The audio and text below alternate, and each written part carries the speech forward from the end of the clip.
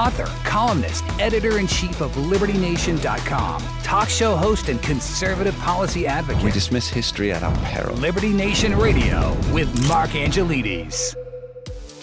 Hello and welcome to Liberty Nation Radio, heard coast to coast on the Radio America Network. I'm your host, Mark Angelides. On today's edition, we are talking what's come out of the big, beautiful bill in favor of gun rights. We'll also be talking what's coming down the legislative pipeline and what is truth. All that and more on today's show. Please remember, Liberty Nation is sponsored by LibertyNation.com, where you can access podcasts, breaking news analysis, and a range of biting and brilliant shows to whet your appetite for freedom and your fondness for the great American Constitution. And you're on Liberty Nation Radio, heard coast to coast on the Radio American Network. I'm your host, Mark Angelides. We're very fortunate to have with us Liberty Nation's editor-at-large, man of infinite knowledge, Mr. Jim Fight. How are you, Jim? Oh, I'm doing all right. My infinite knowledge is feeling less infinite than usual, but I'll do my best. Well, we're only looking for infinite insight today rather than knowledge. That I can give you. Let's see how we go with that. So the big news of the last few weeks has been the One Big Beautiful Bill Act that got signed into law by President Trump on Independence Day. Now the ramifications of that rollout are just starting to be felt, I think, although the lawsuits are coming in fast and furious. By the way, Fast and Furious, not just a movie title for those of you who want to go down the illegal firearms Barack Obama route. Oh boy, that's a throwback. That's one back in the day. But so everybody's wondering, I'm wondering certainly, and I hope I'm not alone in this is quite a legislative accomplishment for Donald Trump. And the reason he put it together, tried to get Congress to put it together in one big, beautiful bill, is that he might not have the power after 2026 midterms. So he wanted to get the main bulk of his legislative agenda through while Republicans still control the House and the Senate. But there's plenty of time left before the midterms. So what's on the legislative docket coming up? Is there anything that would appeal to the liberty-minded folk out there, or is there anything that would be a bit of a worry for liberty-minded folk out there that we can see coming down the legislative pipeline? Well, Mark, the big, beautiful bill has been kind of the central focus for, I don't know, like 6 months now. But then now that that's out of the way, Congress has remembered, let me think about it.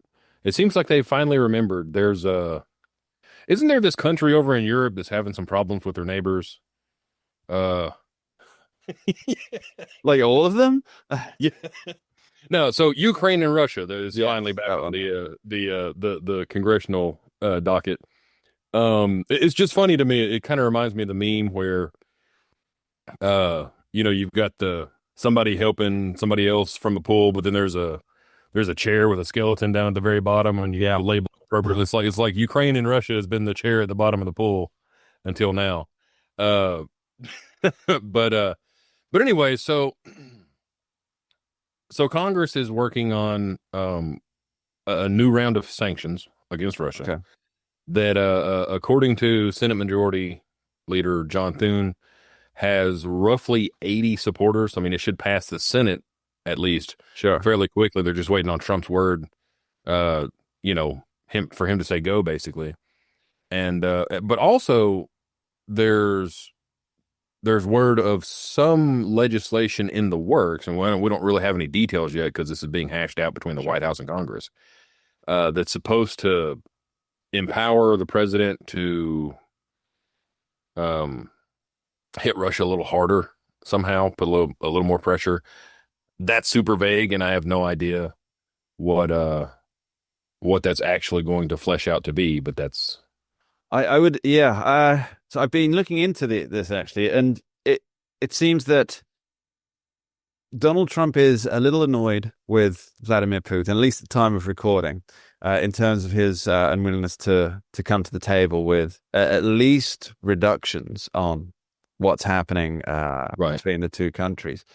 And my guess is, I might be completely wrong, time might prove me completely wrong on this, but it seems that sanctions and diplomatic pressures that have been applied so far have been fairly lightweight, but the entirety of Congress pretty much has been against expanding those.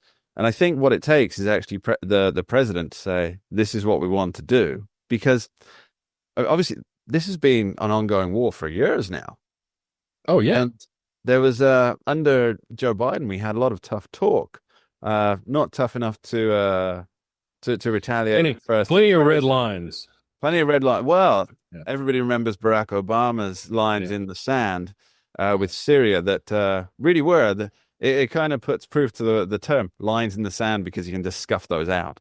I was just about to say, the thing about lines in the sand is, I mean, even the wind will blow those around. Absolutely. So, yeah, I think we can pretty confidently predict that there's going to be some kind of increase in pressure and sanctions. And now that will be aimed chiefly, I would imagine, at Russia's ability to operate financially in global markets. So we've got that coming to look forward to, or not look forward to, depending on. Well, yeah, I don't know. I suppose it's a matter of perspective. Yeah. Another thing, and this actually kind of, and it shouldn't have, because we do this every year, but it kind of caught me by surprise, because I mean, you know, the Big Beautiful Bill Act is more or less a government funding bill. So you kind of take for granted, like, oh, okay, that's government spending then for the year. No, it isn't. No. They're working on congressional Republicans are trying to push a almost $9.5 billion rescission bill now. That's the codifying the Doge cuts, and now there's talk of okay, well, this is threatening government shutdown, and because September 30th is rolling around, the end of the fiscal year. And so next year's budget, or a continuing resolution, which is something like next year's budget, is going to have to be passed by then, or we've got this whole same song and dance of, shutdown. Or it's amazing that comes around so regularly, and we still treat it as, oh, this is an aberration, when it's really not. It's gone beyond an aberration. It's the new normal. Everyone acts surprised. Oh, no, we're out of money. How'd that happen? What a shock. The nature of government funding. Yes, and here's the thing. That's due in, I guess that starts in September, right? And things can be funded. Is it through to, I might have this wrong, through to December without reaching a full government shutdown? Well, it depends. Yes. The end of the fiscal, whatever they have it funded through, which I think is September 30th. When that day hits, if nothing else has happened, then they're, quote unquote, out of money. They're not actually out of money, and everything isn't going to necessarily shut down on October 1st. But, not that everything is going to shut down anyways. It's not how so-called shutdowns actually work. It would probably save us a lot of money if they actually did. But there's an argument for it, right? There's no.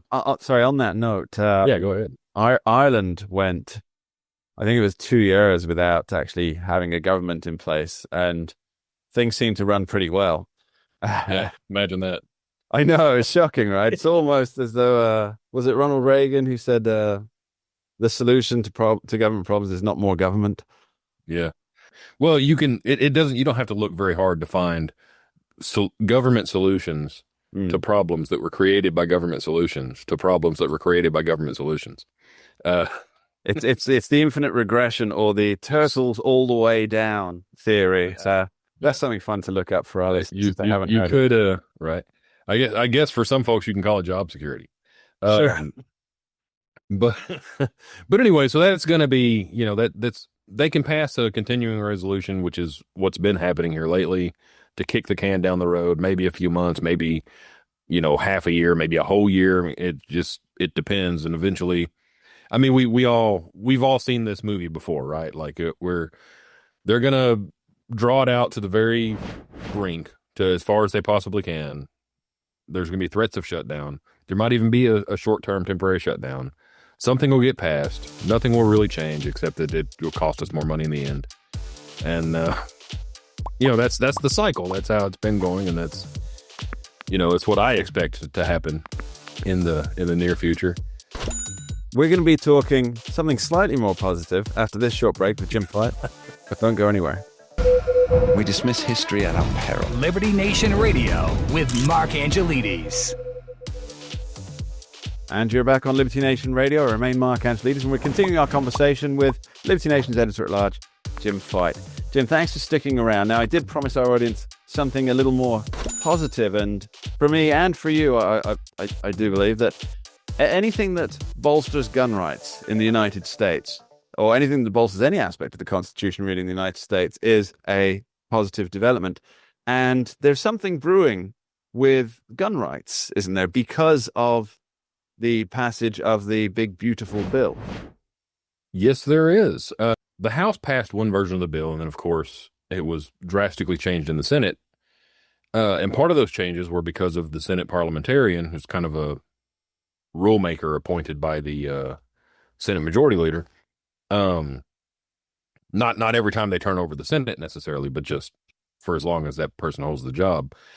And one of those things in the House version, so the National Firearms Act of 1934 regulated machine gun. That's why you can't go buy a Tommy gun, right? Like that regulated machine guns, but it also regulated what's called short-barreled rifles and short-barreled shotguns, which are just regular old rifles and shotguns that have a barrel length shorter than some arbitrarily assigned number of inches. Like 15 and a half, is it? It's under 16 for rifles and under 18 for shotguns. Okay. I wasn't going to bog everybody down in the numbers, but hey, it's good to know, right? It is good to know, though, especially if you have one.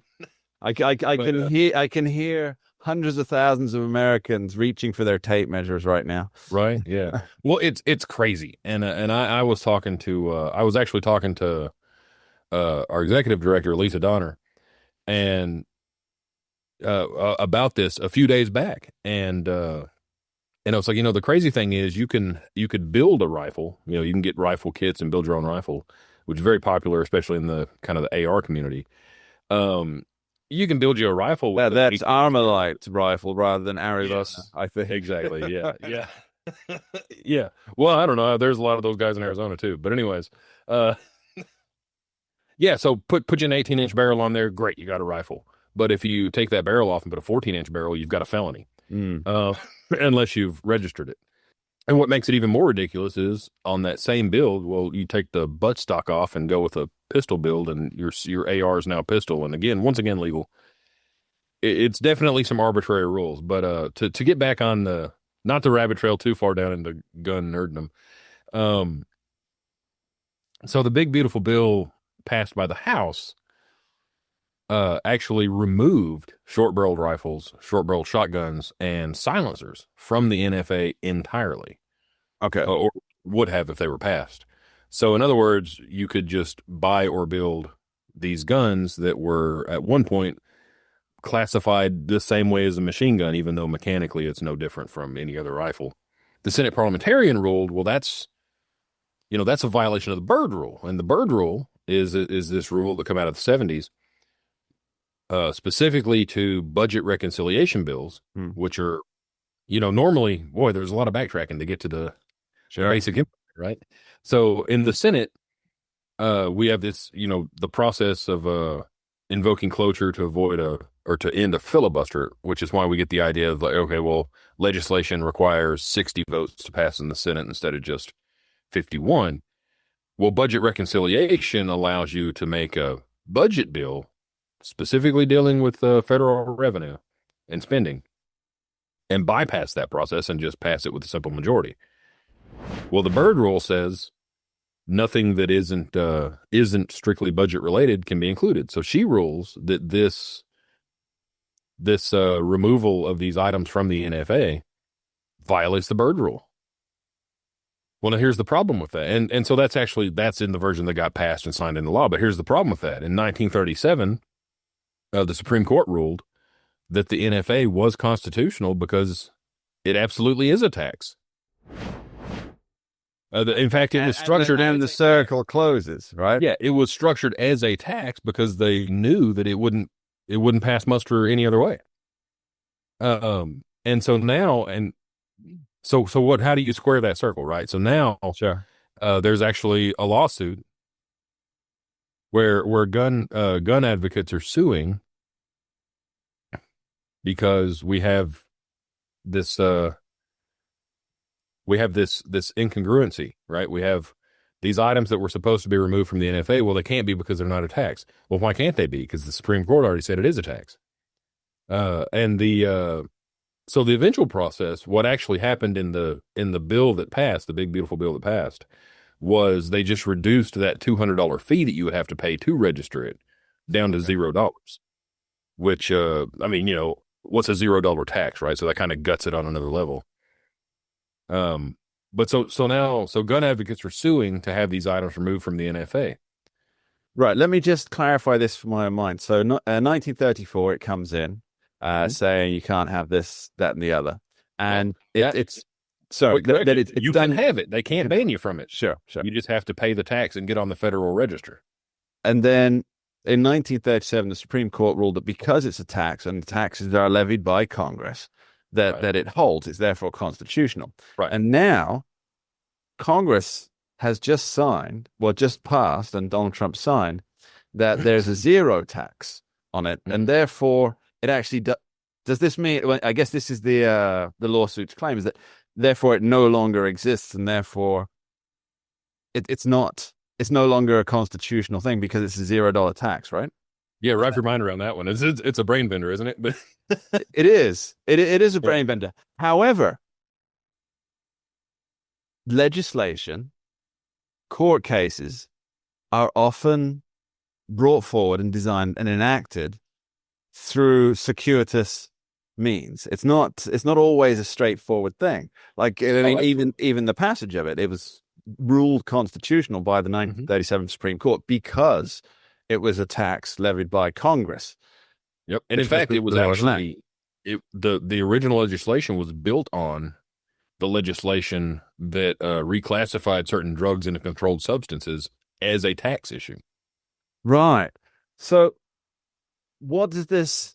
I mean, we don't know how the court case will go, but I'm reasonably sure it's going to go beyond just its first court stop. Oh, yeah. This kind of thing. I expected a lawsuit like this to happen. I was shocked, not that it happened, but by how quickly it happened. Mm.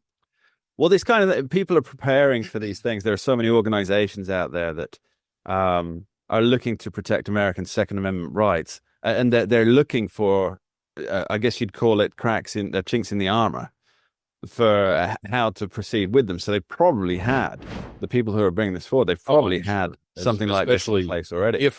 If not before the measure was added to the legislation to begin with, just as a just in case, then at least once the parliamentarian ruled that it violated the birth rule.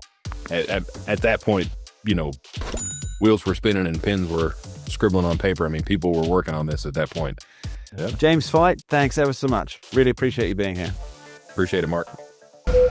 We dismiss history at our peril. Liberty Nation Radio with Mark Angelides. And you're on Liberty Nation with Mark Angelides and Joe Schaefer, Liberty Nation's enterprise reporter. Thanks for being here again, Joe. Really appreciate it. Thanks for having me, Mark. So, Joe, you wrote just a fascinating article recently on the pages of LibertyNation.com, and it was called Defensive Democracy in Europe is Sinister and Darkly Familiar. Now, I know that the vast majority of our audience is heard coast to coast on the Radio American network, so is largely American. But I think it's so important to understand what's happening in Europe to see, well, 2 points. A, what is likely coming down the pipeline for America, and B, what has in some instances already been attempted in America. Do you want to give us an overview of what you wrote about in that fascinating article? Sure. And I think the way you can tie it with Europe and America is this is a ruling establishment playbook, and they're rolling it out in all the nations of the West. Australia, New Zealand gets a good dose of it too, as we all know. So the article it was about, the alternative for Germany, the populist right party. The AFD. The AFD in polling was it won the most popular support in a survey for the first time. I think that was in April or March. So it was the most popular party in Germany in a national survey. The ruling coalition government, it's a conservative government, but it has the Social Democratic Party, which is like the leftist, but established leftist party in Germany. The Social Democratic Party is a junior member of this ruling coalition. So part of the ruling coalition government passed a motion calling for the AFD to be banned, not allowed to run in elections. The most popular party in Germany by polling, because they cited the findings of a ruling government ministry that found the AFD to be extremist. So this is how neat it works. The ruling government coalition cites the ruling government ministry, the expertists who find this is a dangerous extremist organization, and then therefore the ruling political leaders get to ban their most dangerous opposition. Real nice and tidy if you can get away with it. Yeah, it's how convenient. The state organ that runs under our government has found that the people who could kick us out of government are too dangerous to be let into government. So therefore, stick with us. It's almost comic book how villainous it sounds, and the problem is that it's actually reality. And let's broaden this across Europe, and then we'll come back to what has happened in the United States and to some extent what may happen going forward. So you have you mentioned that the AfD, the Alternative for Germany, or Alternative for Deutschland, they came first in a national survey. And I know our listeners out there are thinking, it's a poll. It's a poll. However, they're also they have presence within government, but they're kept from power. And this is also partly what's happened in the Netherlands as well, and almost certainly what's also happened in France is that the other parties have come together to block these, let's call them what they are. They're very much right-wing populist parties, right? That's what they are. To keep them from the levers of power. So in France, you have Marine Le Pen's party, and that she is currently banned from seeking office for 5 years for doing what every single person in the European Parliament was doing. But they're repealing that now. But she may get in and beat Macron, but still yet. But if not, her deputy, Jordan Bardella, I think it is, could be leading that charge. But again, it's this case of the ruling establishment goes ahead with a prosecution against its biggest contender that is most likely to win and knock it from power. And so criminalizing it. Now, in the United Kingdom, my hometown, you have Nigel Farage's Reform Party. And the polling that's come out there, and we're going to come back to polls, it's not just one poll that puts Nigel Farage's party ahead of all of the other parties. It's every poll. He's a real clear and present danger to the two-party duopoly, the Labour Party and the alleged Conservative Party. And it looks like he's going to receive the most amount of votes if an election were held tomorrow. Now, of course, an election isn't going to be held tomorrow. It's not going to be held because of the Fixed Term Parliament Act until, at the latest, 2029. But people are already talking about, and this is very common in Europe, a rainbow coalition to keep Nigel Farage out of power. So what you'd have is the two main parties that have been in place for 100 years or more coming together to try and form a government against Nigel Farage. And it really goes to show you that this back and forth for the last 100 years, there's not that much difference between the two. If they want to come together and work together to stop Nigel Farage upsetting the duopoly. And so this is these parliamentary tricks, these political tricks, and these lawsuits, and as we started off with, these government institutes warning against a certain political parties that threaten the status quo parties. We've seen it in the US as well, haven't we? Well, yeah, I was going to say, thank God that wouldn't happen here. Oh, that's what already did. And, Yeah. the most prominent example all our listeners remember very well is in the 2024 presidential election, Colorado's Secretary of State, Jenna Griswold, and just an open Democrat partisan,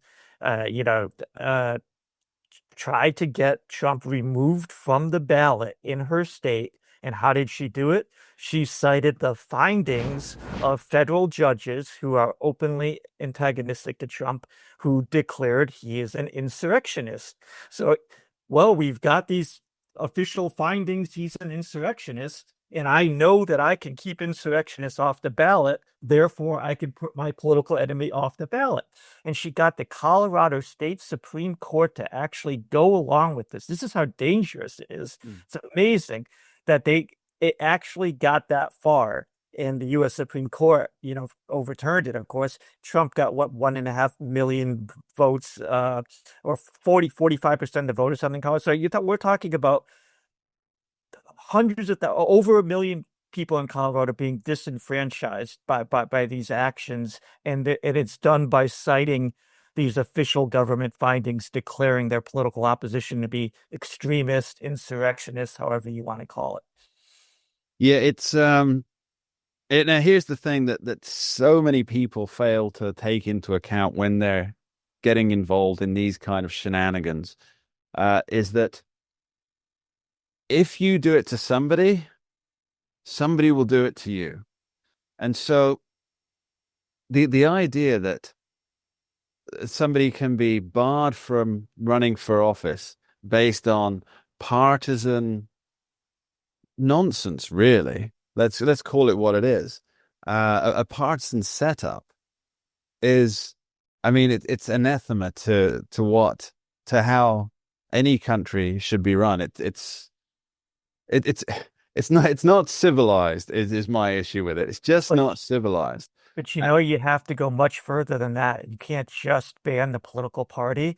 You've got to define the entire information spectrum. That's why they focus on disinformation so much. Sure. The second half of that article that I wrote focused on in France, where Emmanuel Macron, the establishment president of the country, said that there is a tyranny of the news, is the words, where you can take facts and extremists, what they declared extremists, can amplify facts into something dangerous. Therefore, we have to suppress those facts in order to defend our democracy. And what he was talking about is illegal aliens, the migrant crisis in Europe. These people, it's common, the crimes they commit. Yep.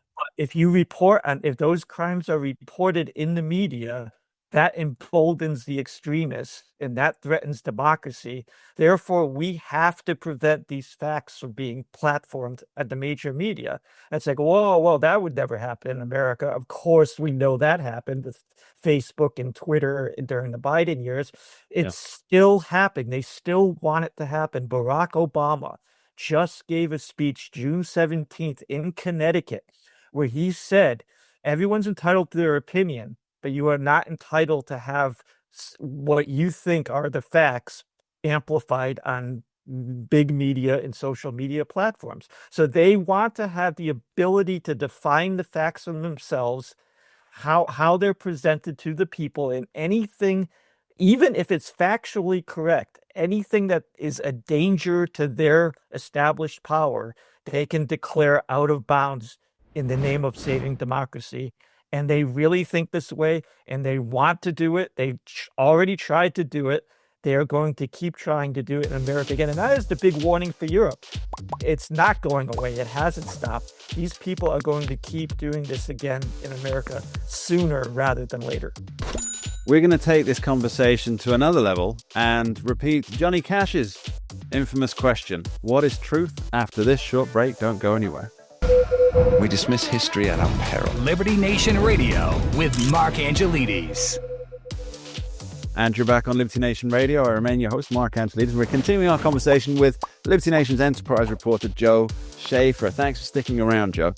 At the end of the last segment, we got talking about what Barack Obama had recently said regarding you're entitled to your opinion, but you're not entitled to have what you perceive as facts amplified in the wider world through the media. And this kind of brings me to what is possibly, for me, it's the most grating topic in modern politics. And of course, it's not just modern politics. It's been going on for a very long time. We've all read about yellow journalism and the history of that. But the idea that facts shouldn't be the prime focal point of what the media is reporting, and it should be seen through lenses. I mean, this troubles me deeply, and I'm sure it troubles Johnny Cash, who wrote a whole song about something similar. Well, yeah, and there's two things that go together here. The one is, they want to maintain their power. There are two ways to do it: suppress your enemy, but also control the narrative. Controlling the narrative is the key thing, and the biggest thing, I've written about this many times. The most cherished thing to them is to keep their hold on what I call a captive audience. And that what that means is their opinions aren't very popular, especially with their racial divisiveness. Your average white accountant working in Indiana really doesn't want to have to go to a DEI mandatory training session. Sure. When he's at work and be told how bad white people are. So they know it's unpopular. So what do? They make him do that as part of his job. That's called the captive audience. You want to watch a football game? You just want to watch sports on TV? No, you're there for that, but they're going to put in the propaganda, the end racism in the end zones and blah, blah, blah, everything we know. So they love their captive audiences. And that's how they get to define what the facts are. That's what you see in their dominance of the school system and why they're against school choice. They want to keep their stranglehold on America's youth so they can propagandize them. It goes all the way from cradle to grave. They want to control narratives. And it's so funny. They used to say about Hollywood, oh, if you think Hollywood's too liberal, go form your own film companies. But, you look at them today, they think X is right-wing, which is kind of a joke in my opinion, but they think it's this right-wing social media platform. So what did they do? They went and started Blue Sky. It's a ghost town. It's like nobody cares about Blue Sky. So that's not good enough for this. So they tried to take their advice. We're going to start our own thing. Nobody cares about it. So what they're back to saying, we gotta suppress X. We gotta, make sure these facts don't get amplified on this social media platform because that's dangerous. So they can't, it's not hypocrisy. That's why I stress over and over again. It's not hypocrisy. It's maintaining power. It's like I get to do things you don't get to do. Not hypocrisy. This is how I stay, in power. And power is everything to this progressive ruling establishment. So yes, they well, here's the thing: they define everything through the lens of power. That's this whole this whole thing about the patriarchy, right?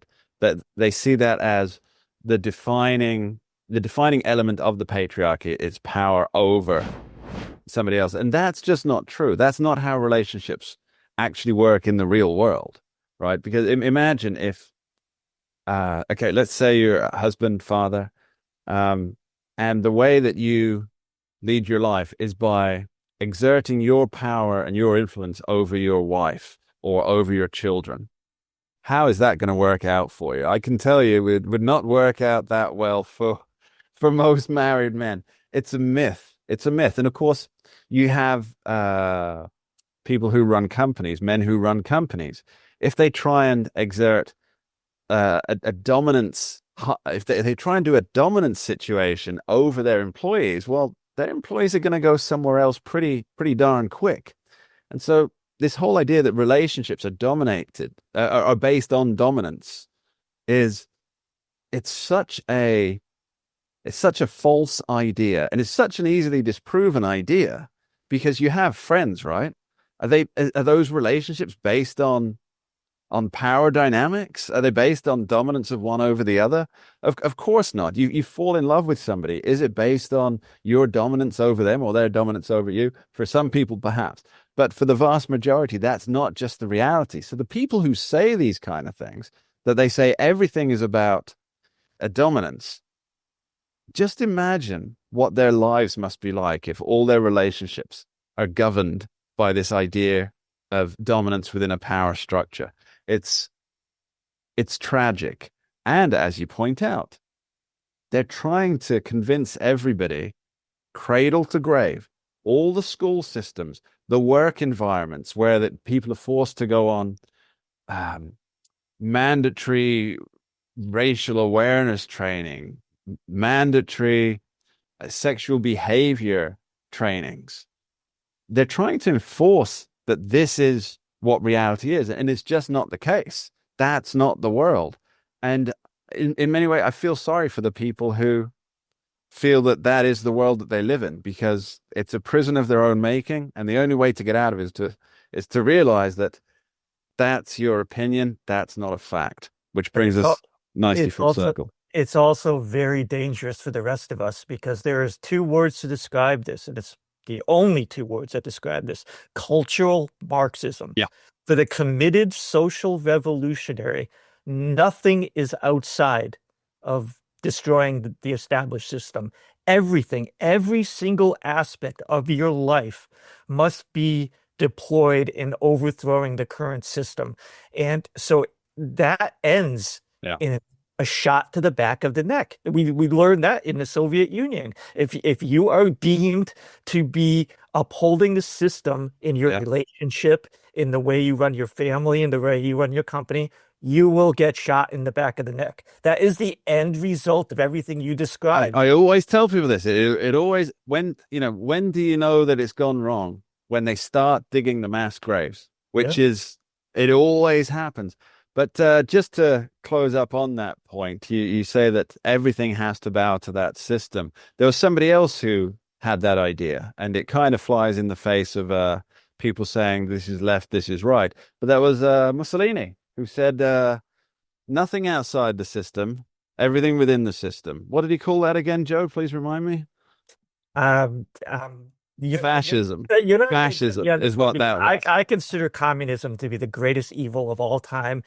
Communism to me is a far bigger threat than something that was eliminated 100 years ago. They were brutally eliminated in a world war, wiped off the face of the earth. Adolf Hitler isn't around anymore. Benito Mussolini isn't around anymore. But the communists have never gone away. They have not gone away. The Russian Revolution, the Soviet Union was toppled, but the thought process that led to the Soviet Union is still very much with us. And I think it was transferred to the West more than anything.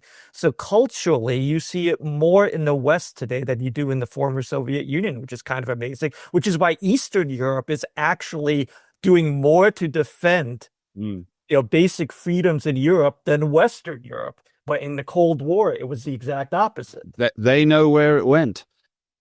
Joe Schaefer, thanks ever so much for joining us. Thank you. And that is all we have time for on this week's edition of Liberty Nation Radio, heard coast to coast on the Radio America Network. I've been your host, Mark Angelides. I'd like to thank our guests today, Mr. James Fight and Joe Schaefer. And of course, thank you, the audience, for taking the time each week to tune in and join us here. Please do remember, Liberty Nation does not endorse campaigns, candidates, or legislation, and this presentation is no endorsement. Thanks for being here. We dismiss history at our peril. Liberty Nation Radio with Mark Angelides.